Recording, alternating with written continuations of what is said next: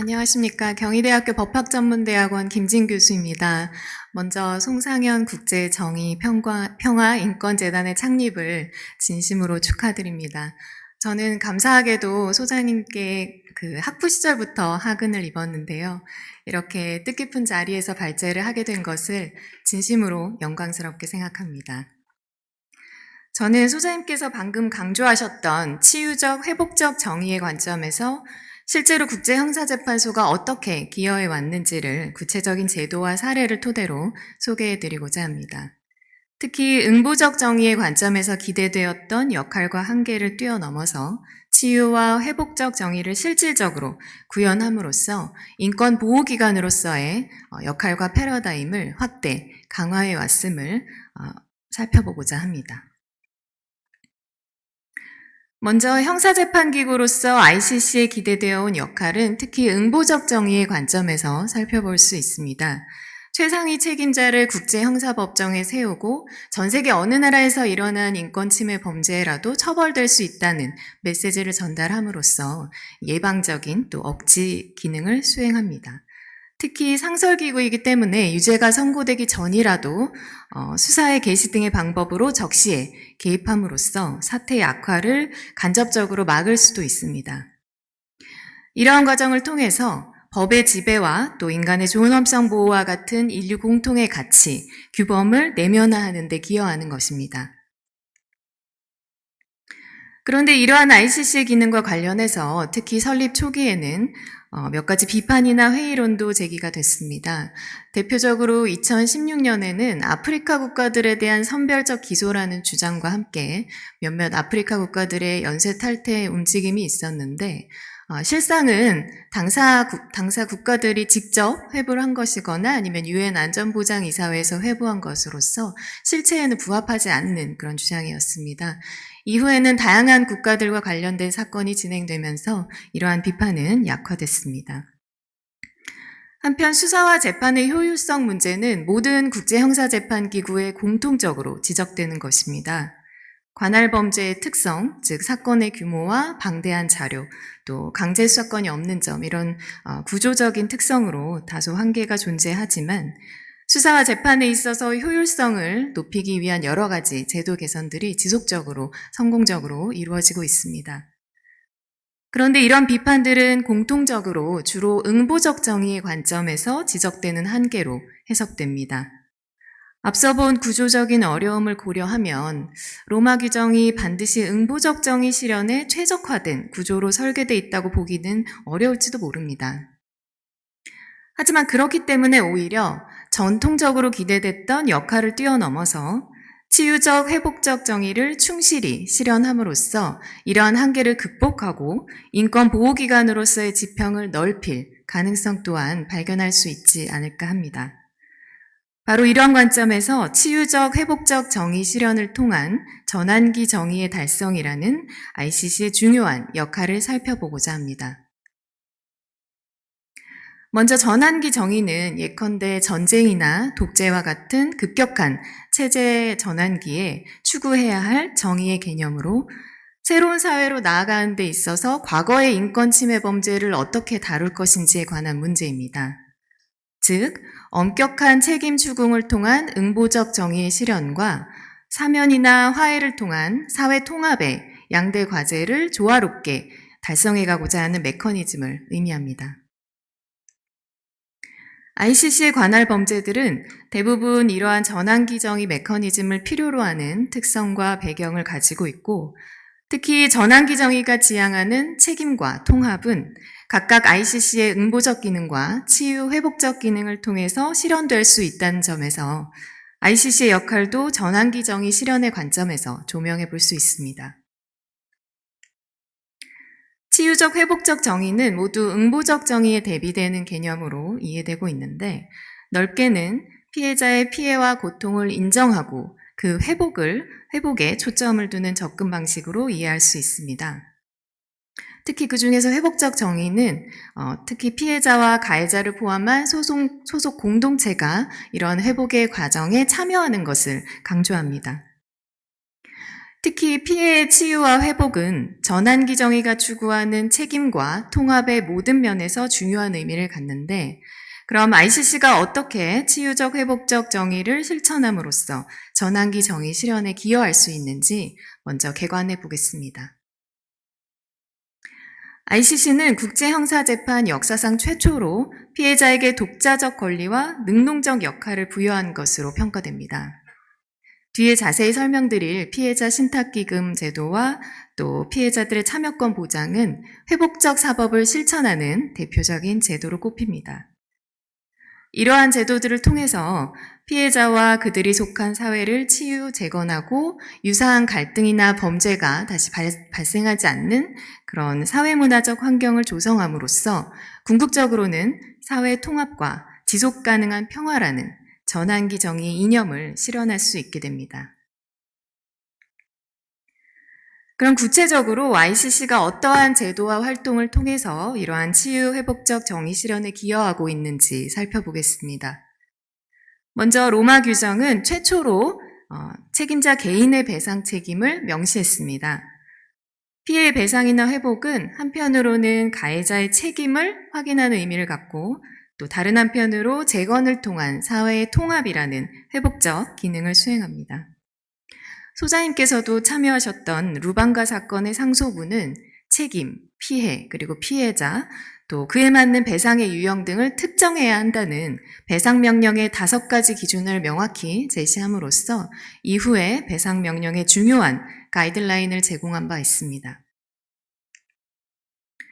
배상은 개별적 배상과 집단적 배상의 형태로 이루어질 수 있고 또 양자를 동시에 명할 수도 있는데 개별적 배상이 개인에 대한 특화된 배상 형태라고 한다면 집단적 배상은 하나의 집단으로서 입은 피해 또 사회 전체에 영향을 주는 피해의 회복에 중점을 둡니다.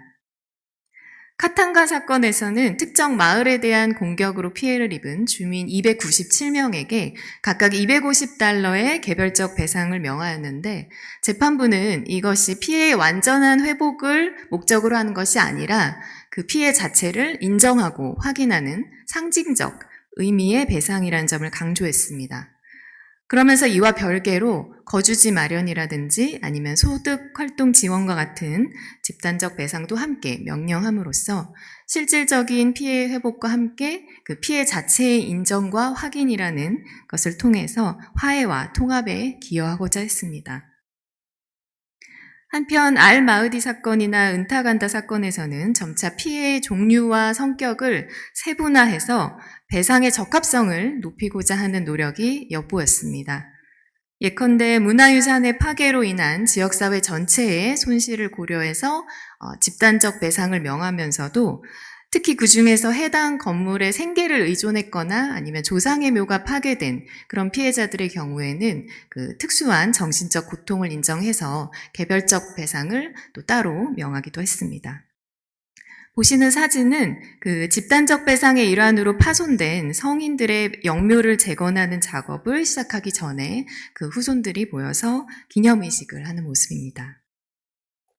또 은타간다 사건의 경우 개별화된 요소를 지닌 집단적 배상이라는 개념을 제시하면서 성격상 집단적 배상에 해당하더라도 실제로는 개별 피해자의 필요와 상황을 고려하도록 했는데 이러한 배상은 특히 낙인이 두려워서 선뜻 개별적 배상을 신청하지 못하는 성범죄 피해자라든지 소년병들에게 유용할 것으로 기대됩니다. 다음으로 피해자 신탁기금을 통한 배상은 ICC의 배상 체계에서 특히 중요한 의미를 갖습니다. 로마 규정은 피해자 신탁기금에 배상과 지원이라는 2가지 임무를 부여하고 있습니다. 배상 임무는 재판부의 배상 명령을 이행하는 것인 반면에 지원 임무는 수사나 재판이 진행되는지 여부와 관계없이 이 ICC 관할 범죄의 피해자들을 지원할 수 있습니다. 신체적, 심리적 재활과 같이 피해자의 필요에 따른 다양한 지원이 이루어지고 있고 특히 무죄가 선고된 사건의 피해자들도 지원할 수 있다는 점에서 그 배상 임무를 보완하는 역할을 할 수도 있습니다. 실제로 2018년 6월에 그 벤바 사건 상소심에서 무죄가 선고되자 신탁기금은 즉시 피해자들에 대한 지원 의사를 밝힘으로써 피해자들의 충격을 완화하고자 노력했고, 또 실제로도 상당 규모의 기부금을 모아서 다양한 지원을 진행했습니다. 또한 로마 규정은 최초로 피해자들의 절차 참여권을 명시했다는 점에서 혁신적이라는 평가를 받았습니다. 피해자들은 절차의 각 단계에서 개인의 이해가 영향을 받는 경우 그들의 견해와 관심을 제시할 수 있는데, 예컨대 법률 대리인을 통한 구술 심리 참여나 증인 신문도 가능합니다. 이러한 참여권의 보장은 치유적, 회복적 측면에서 매우 중요한 의미를 갖습니다. 예컨대 케냐타 대통령이 관련됐던 사건에서 피해자들은 이러한 절차에 참여했다는 것만으로도 트라우마를 극복하고 또 개인과 공동체의 삶을 재건하는 데 도움을 받았다고 증언하고 있습니다. 사건의 결과 자체와 무관하게 이러한 절차상 자신들의 존엄성이 존중받았다는 사실에 큰 의미를 부여했다고 합니다. 이러한 피해자들의 증언은 ICC가 치유적, 회복적 정의에 기여하고 있음을 실증적으로 보여주는 것이라 할 것입니다. 이외에도 로마 규정은 피해자와 증인이 절차에 참여하는 과정에서 위험에 노출되지 않도록 보호하는 보호 조치들을 두고 있습니다. 특히 성범죄와 같은 범죄의 특성이나 노약자와 같은 대상자의 특성, 또 분쟁이 계속 중인 상황, 이런 여러 가지를 고려해서 특히 취약한 증인과 피해자들에 대해서는 더욱 특별한 조치를 규정하고 있습니다. ICC의 유관부서들이 서로 협력하면서 증인 신청 단계부터 증언을 마치고 무사히 귀가할 때까지 각 단계별로 세심한 보호 조치들을 시행하는데, 이러한 조치는 증언을 독려함으로써 진실 규명에 기여하고 그래서 정의의 실현에 기여한다는 측면이 있고, 또 다른 한편으로는 참여권을 실질적으로 보장함으로써 치유와 회복을 돕는 역할을 합니다. 사진은 증인 신문 전에 신문을 할 재판 관계자들의 사진을 보여주면서 재판 과정에 미리 익숙해질 수 있도록 돕는 그런 장면입니다. 또한 지역사회 지원을 위한 아웃리치 프로그램 역시 재판소와 해당 지역 주민들 사이에 소통의 통로가 되어서 치유적, 회복적 역할을 수행하고 있습니다. 2010년 5월에 송상현 소장님께서 우간다에서 가장 피해가 컸던 루코디 마을을 방문하신 사진인데요. 왼쪽에 있는 사진을 보시면 당시 피해자들은 자신들이 겪은 그 경험과 고통을 무언극으로 표현하기도 했고, 또 주요 가해자들에 대한 구속영장 발부가 자신들에게 어떤 의미를 갖는지를 피력할 기회도 가졌습니다. 이것은 재판 과정을 주민들에게 중계하는 모습입니다. 이러한 과정은 모두 ICC가 실제로 정의 실현과 피해 회복에 노력하고 있음을 피해자와 관련 지역 주민들에게 보여줌으로써 치유적, 회복적 역할을 수행한 사례입니다. 지금까지 국제형사재판소가 응보적 기능을 넘어서 어떻게 치유적, 회복적 정의를 구체적으로 실천하며 전환기 사회의 책임과 통합 실현에 기여해 왔는지를 살펴봤습니다. 다양한 형태의 배상 결정과 신탁기금의 활동, 그리고 세심한 보호 조치를 통해서 뒷받침된 피해자들의 절차 참여, 그리고 아웃리치의 지역에서의 폭넓은 활동, 이런 활동은 모두 피해 자체의 회복뿐만 아니라 장기적인 사회 재건과 통합에 기여하는 것입니다. 특히 가해자의 처벌 여부와는 별개로 이 절차에 참여하는 과정을 통해서 피해 회복과 사회 통합에 도움을 받았다는 피해자들의 증언은 이 치유적 회복적 정의 실현을 위한 ICC의 역할이 얼마나 중요한지를 보여줍니다.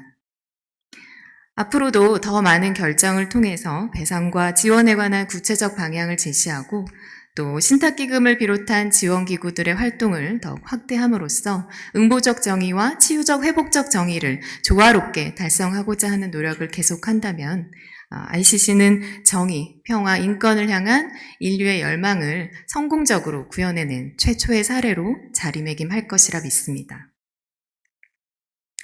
끝으로 소장님께서 그 우간다의 굴루 마을에서 합창하는 소녀들을 격려하시면서 하신 말씀을 소개합니다. 사실 저나 제2주제 발제자이신 박훈 교수님 모두 20년 전에는 소장님께 그 가르침을 받았던 학생들이었는데요. 소장님의 가르침과 격려 덕분에 이렇게 조금이나마 성장해서 학자로서 또 법조인으로서 이 자리에 참여할 수 있게 됐습니다. 이 사진 속 소녀들도 소장님께서 심어주셨던 그 희망의 불씨를 가지고 성장해서 20년 후에는 ICC의 40주년을 기념하는 자리에서 그들의 이야기를 들려줄 수 있다면 그것이야말로 치유적 회복적 정의의 실현이자 ICC의 역할이 아닐까 합니다. 이상으로 발표를 마치겠습니다. 경청해 주셔서 감사합니다.